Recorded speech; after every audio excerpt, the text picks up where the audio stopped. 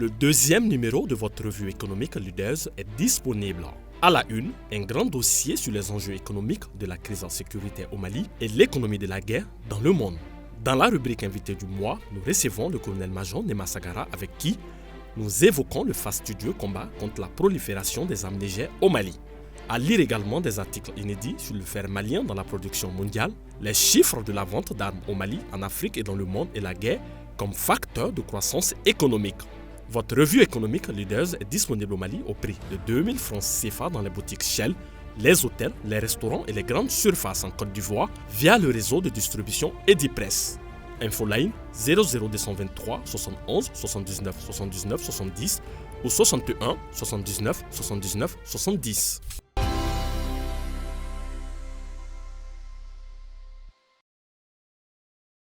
Au-delà des passions politiques et de la conjoncture sécuritaire, le Mali, c'est aussi et surtout l'histoire d'hommes et de femmes qui osent, qui créent et qui résistent.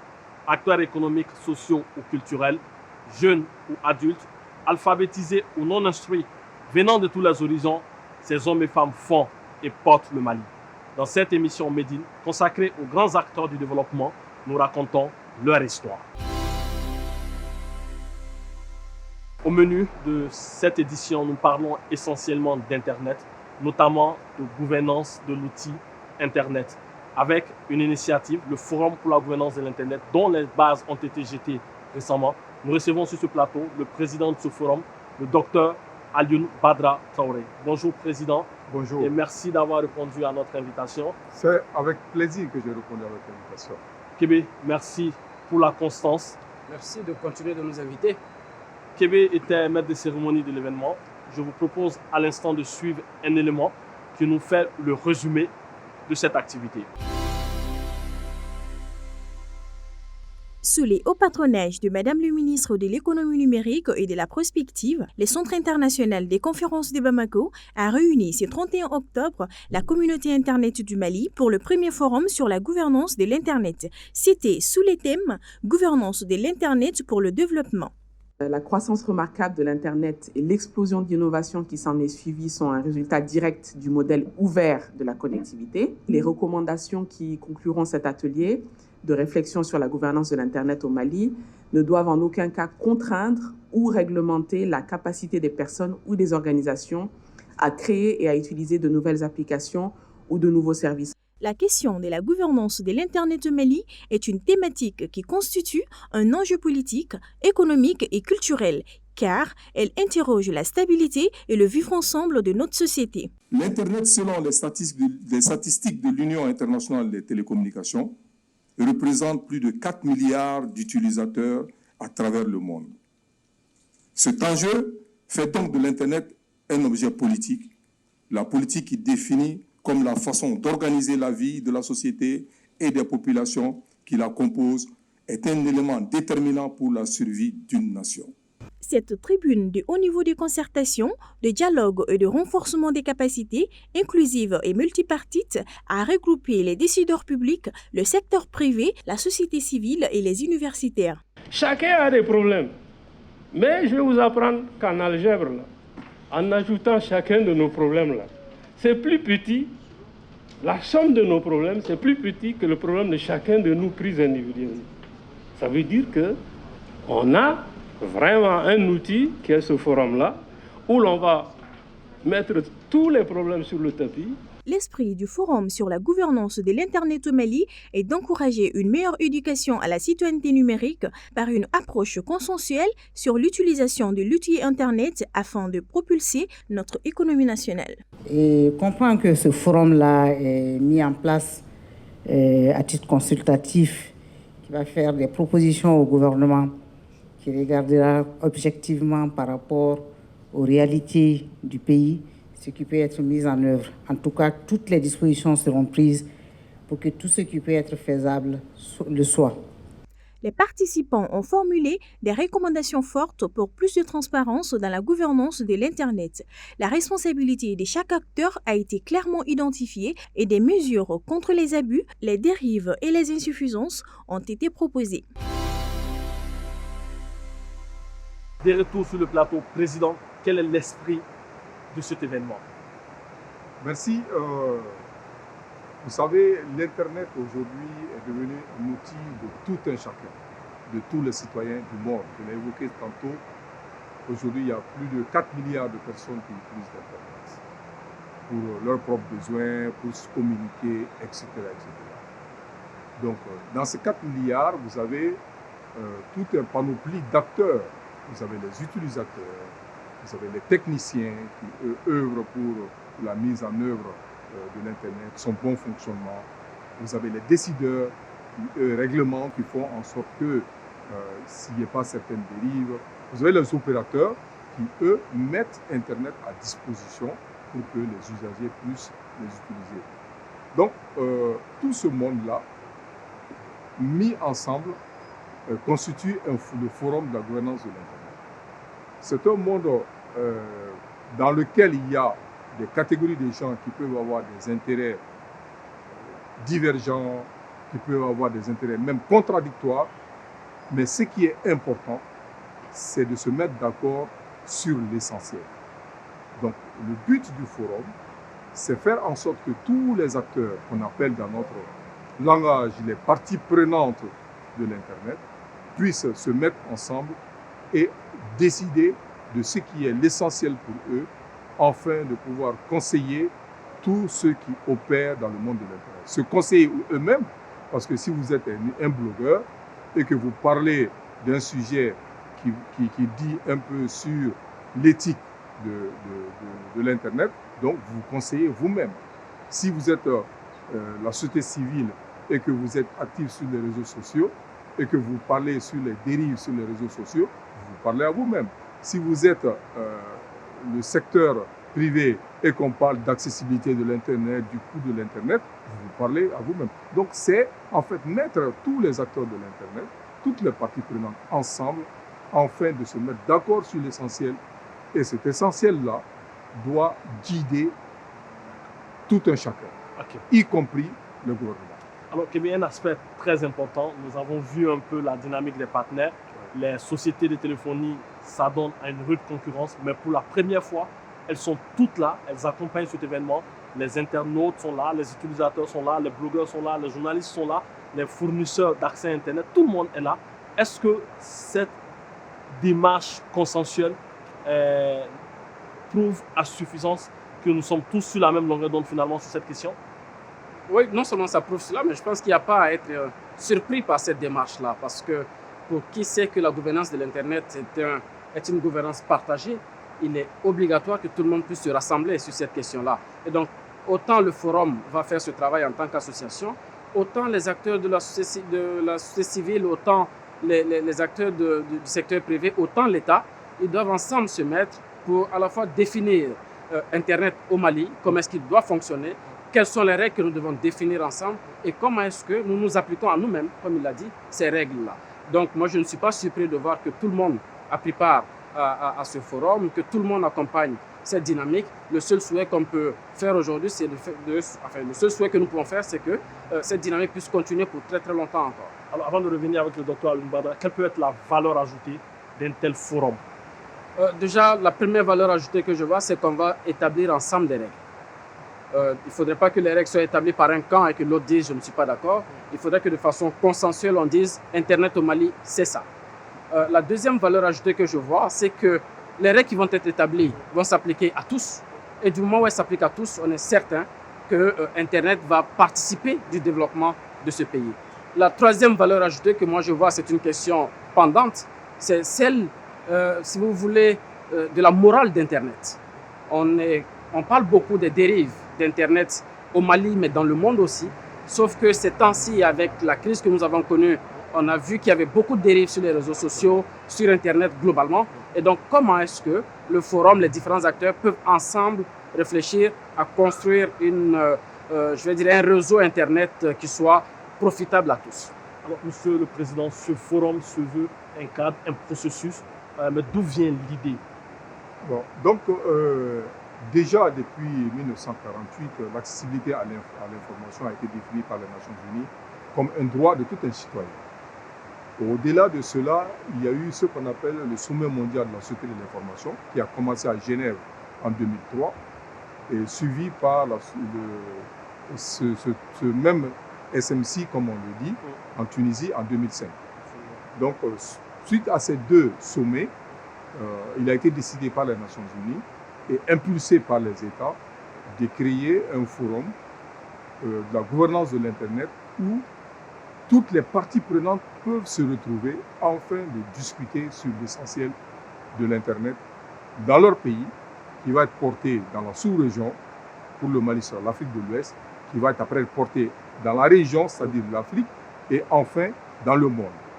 D'ailleurs, dans le monde, il y a un forum sur la gouvernance de l'Internet qui est organisé annuellement. L'année passée, c'était en France, où le président français a fait une intervention d'environ 1h30 et qui a posé des concepts de l'actualité de l'Internet qui posaient des préoccupations pour tout un chacun. Donc, l'idée du forum est née du SMC. Bon, on l'a mis un peu plus d'une dizaine d'années après en place, mais quand même, il fallait le faire et il fallait insuffler cette dynamique. Qu'on ne soit pas en marge du développement de l'Internet par rapport aux autres pays, mais aussi que tous les acteurs puissent avoir des directives, que toutes les parties prenantes puissent avoir une direction de l'essentiel, que ça ne parte pas de tous les côtés. Okay. Quelle est la perception des utilisateurs sur Internet? Quelle peut être la contribution des chercheurs, des universitaires? Qui gouverne Internet au Mali et quels sont les efforts consentis par l'État, par les sociétés de téléphonie pour une meilleure offre, tant en termes de qualité que d'accessibilité du service Internet? Élément de réponse dans ce reportage.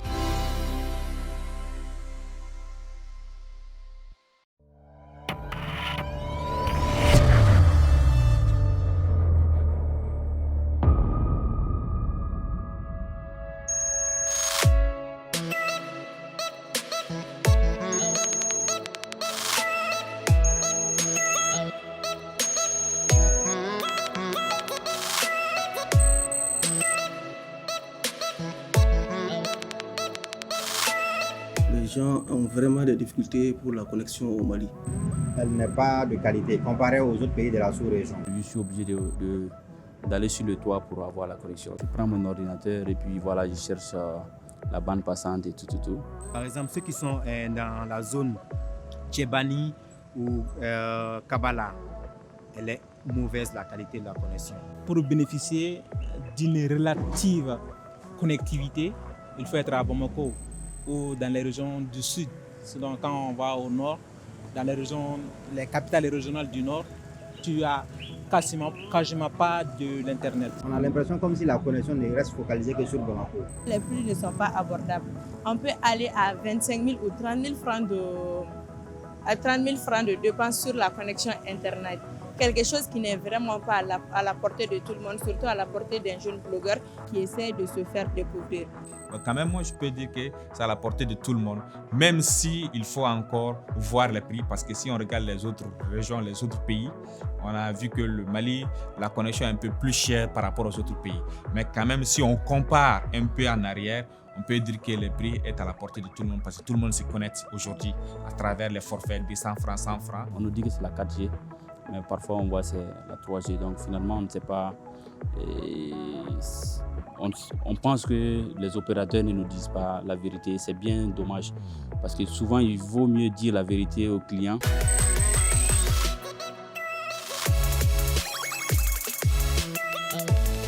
À certaines périodes où nous l'avons remarqué précisément lors des élections, que la connexion est soit censurée, soit de très mauvaise qualité. Quelque chose qui va vraiment à l'encontre des droits fondamentaux de l'individu. On dit que le Mali est un pays démocratique où la liberté d'expression existe. Si cela est vrai, il faut vraiment laisser la possibilité aux gens de s'exprimer sur les réseaux sociaux, de s'exprimer comme ils l'attendent. Non, il n'y a aucune transparence dans la mesure où, lorsqu'on constate par exemple la censure, la coupure d'Internet, quand tu te plains, on ne sait pas au fait qui est à la base de la censure. Les opérateurs disent que ce ne sont pas eux, le gouvernement dit que ce n'est pas lui, que c'est l'AMRTP qui s'occupe de la connexion. Quand tu vas du côté de l'AMRTP te dit ce n'est pas nous. Or, dans certains pays, quand il y a coupure d'Internet, le gouvernement fait un communiqué pour dire pour telle raison, nous allons censurer Internet tel jour. Je trouve que c'est des coïncidences trop faciles. Donc, il y a forcément quelqu'un qui est à l'œuvre de tout ça. Le moment où ça se fait, c'est trop facile au fait. Qui gouverne l'Internet, même dans le monde, en fait, on ne peut pas dire qu'il y a un gouverneur de l'Internet, car vous savez, l'Internet, le nom même l'indique, c'est une interconnexion des réseaux, et chacun gère son réseau indépendamment de l'autre. Mais pour que les réseaux puissent être interconnectés et qu'ils fonctionnent, il y a tout un protocole pour qu'ils puissent parler entre eux.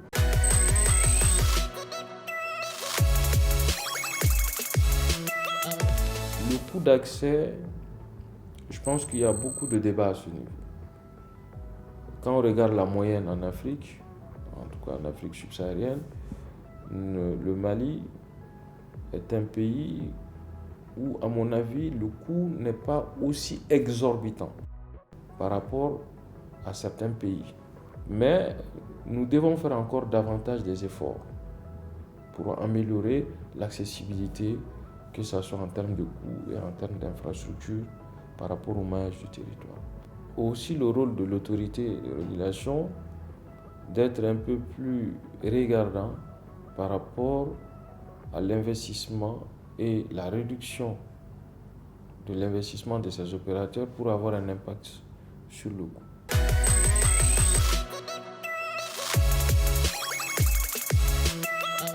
La contribution des chercheurs, elle est pertinente parce que c'est généralement au niveau des universités où des thématiques alors sont réfléchies en matière d'Internet.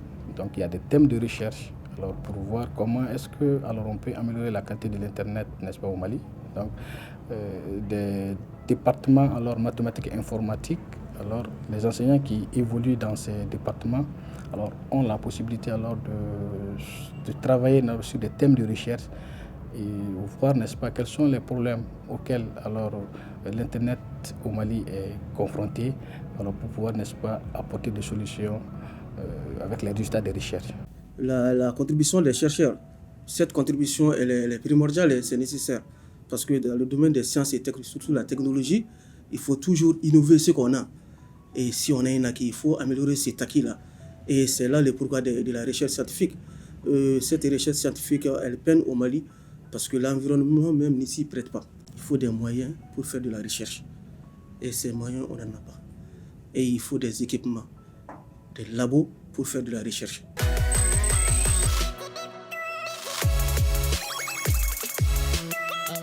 On est conscient que dans certaines zones du pays, on a des difficultés aujourd'hui à avoir même l'Internet, compte tenu de plusieurs aléas que vous connaissez, sécuritaires et autres que vous connaissez. Mais quand même, les efforts sont en train d'être consentis pour que l'Internet soit accessible à tout le monde. C'est là d'ailleurs le rôle, je peux citer, de l'Agence de gestion du Fonds d'accès universel, qui est là pour démocratiser l'Internet. Donc, ils viennent d'installer une quarantaine d'antennes un peu dans les zones reculées du Mali. Et le projet va continuer. Il y a d'autres types de projets, notamment les cages Wi-Fi et autres, qui sont là pour non seulement rendre l'Internet accessible à tous les Maliens, d'où qu'ils sont, mais aussi la qualité. Le gouvernement aussi, en plus de tout cela, a octroyé la licence de 4G, donc la 4e génération, à certains opérateurs pour améliorer la qualité de l'Internet au Mali. Sans compter aussi qu'on a quand même des milliers de fibres optiques qui ont été installées. Et il y a d'autres projets aussi qui sont en cours pour que les Maliens puissent avoir accès à l'Internet via les fibres optiques aussi.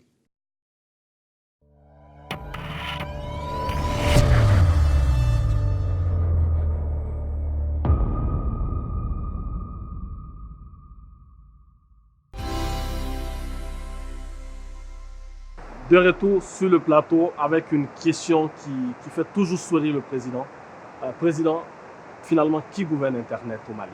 On ne peut pas dire exactement qui gouverne l'Internet, ni dans le monde, ni au Mali. Parce que de par sa structuration, de par sa mise en œuvre technique, Internet est constitué, comme son nom l'indique, entre net, network et réseau, entre les réseaux. Donc, Internet est constitué d'interconnexions de différents réseaux. Alors, maintenant, quelle est la structuration dans notre pays et d'ailleurs dans tous les pays?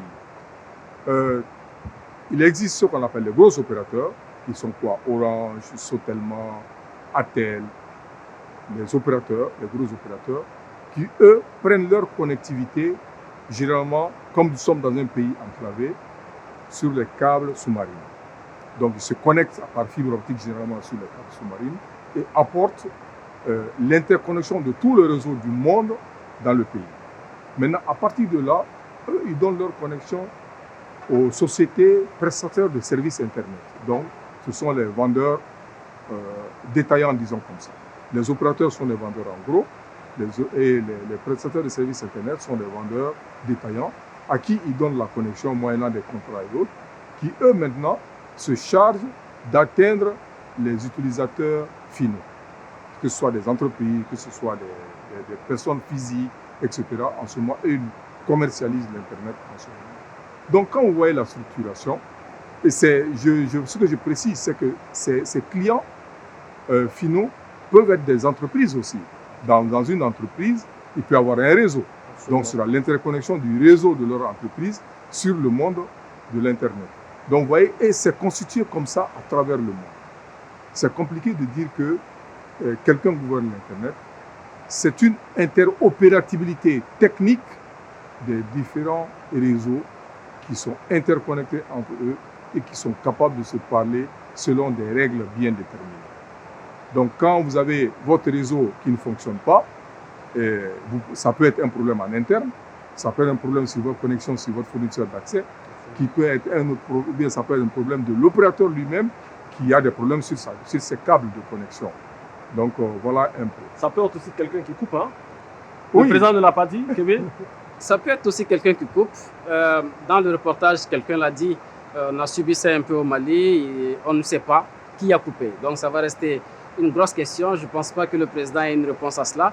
Mais c'est vrai que Internet, qu'on le veuille ou pas, une fois qu'on parle du Mali, l'État a certainement une responsabilité forte dans sa structuration, dans son organisation. Certainement, l'État ne gère pas seul. L'État gère, comme vous l'avez dit, avec un certain nombre d'organisations à l'international, mais aussi au niveau national. Et moi, je suis ravi de voir qu'à travers ce forum, la société civile aussi s'organise pour apporter sa pierre à cette gestion d'Internet au Mali. Alors, quel est l'apport d'Internet sur le développement social et économique au Mali? Je vais vous reprendre avec la même question, mais autrement. Qu'est-ce qu'Internet n'apporte pas au développement? Je vais répondre tout simplement en disant rien du tout. Internet, je pense, aujourd'hui est incontournable si nous devons aller vers un développement. Bien entendu, la notion de développement, c'est vrai qu'il y a beaucoup de concepts, il y a beaucoup de façons de comprendre cela, mais je pense qu'aujourd'hui, Internet nous reliant au monde, faisant en sorte que le monde devienne un village planétaire ou interplanétaire, nous sommes obligés de suivre un peu cette ligne avec Internet. Internet aujourd'hui, toute entreprise qui n'a pas Internet ne peut pas travailler, l'État de même.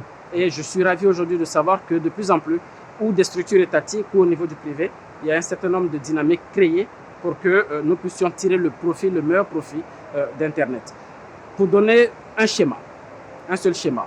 Aujourd'hui, dans une entreprise, votre correspondance, à une époque, on faisait ces correspondances épistolaires avec du papier, mais aujourd'hui, de plus en plus, tout est fait sur la base des courriels ou des emails pour les anglo-saxons.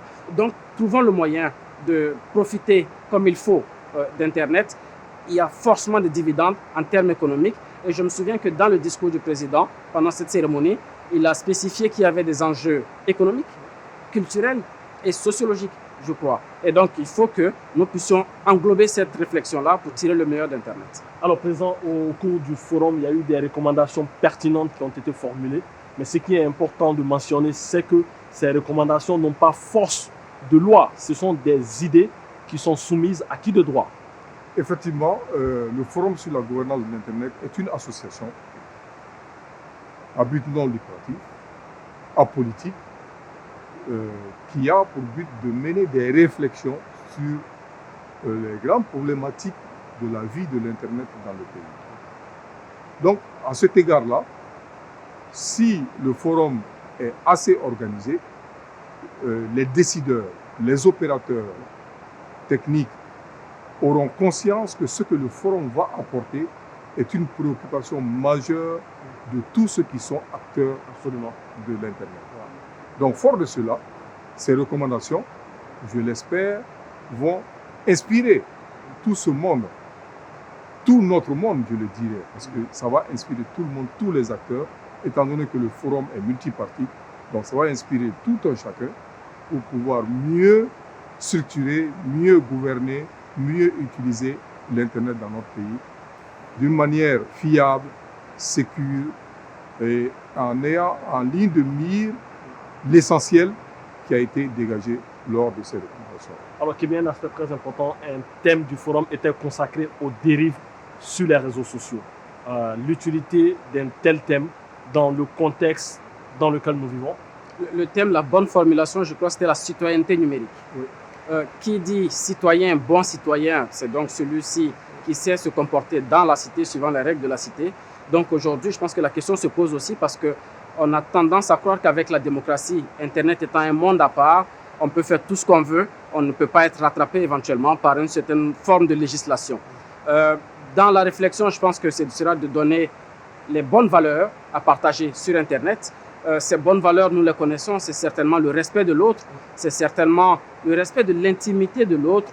Et malheureusement, on a vu que ces temps-ci, il y a un certain nombre de dérives comportementales essentiellement sur Internet. Ces dérives se traduisent par quoi? C'est des injures à l'endroit de tout le monde, sans aucune exception, aucune forme d'exception. Souvent, c'est vraiment de piétiner la vie privée des gens. Quelqu'un me disait tantôt qu'on a même vu des personnes filmer des enterrements. Et je pense que si on arrive à ce niveau-là, au niveau d'Internet, on doit pouvoir s'arrêter et se poser la question de savoir est-ce que nous ne sommes pas en train de suivre, excusez-moi le terme, mais bêtement la machine?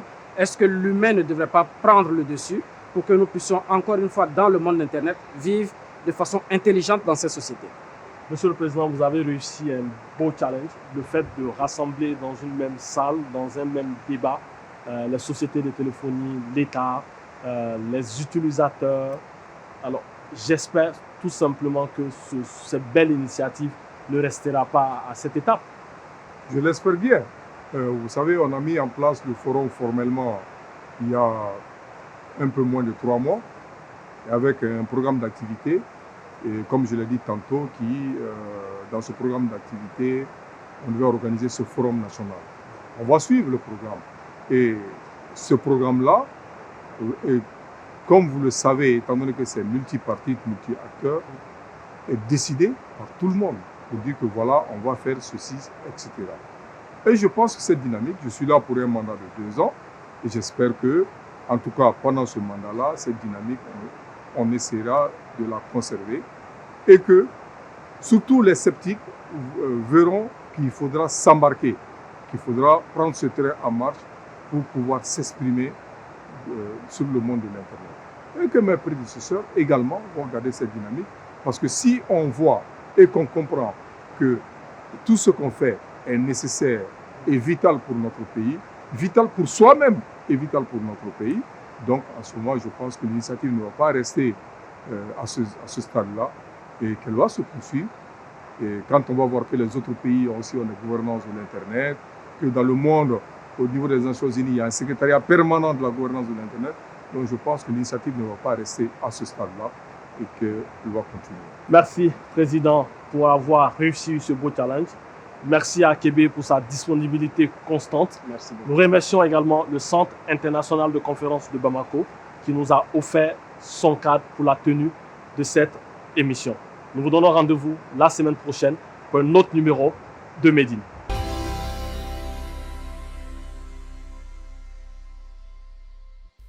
Le 2e numéro de votre revue économique Leaders est disponible. À la une, un grand dossier sur les enjeux économiques de la crise en sécurité au Mali et l'économie de la guerre dans le monde. Dans la rubrique invité du mois, nous recevons le colonel-major Nema Sagara avec qui nous évoquons le fastidieux combat contre la prolifération des armes légères au Mali. À lire également des articles inédits sur le fer malien dans la production mondiale, les chiffres de la vente d'armes au Mali, en Afrique et dans le monde et la guerre comme facteur de croissance économique. Votre revue économique Leaders est disponible au Mali au prix de 2000 francs CFA dans les boutiques Shell, les hôtels, les restaurants et les grandes surfaces en Côte d'Ivoire via le réseau de distribution Edipress. Infoline 00223 71 79 79 70 ou 61 79 79 70.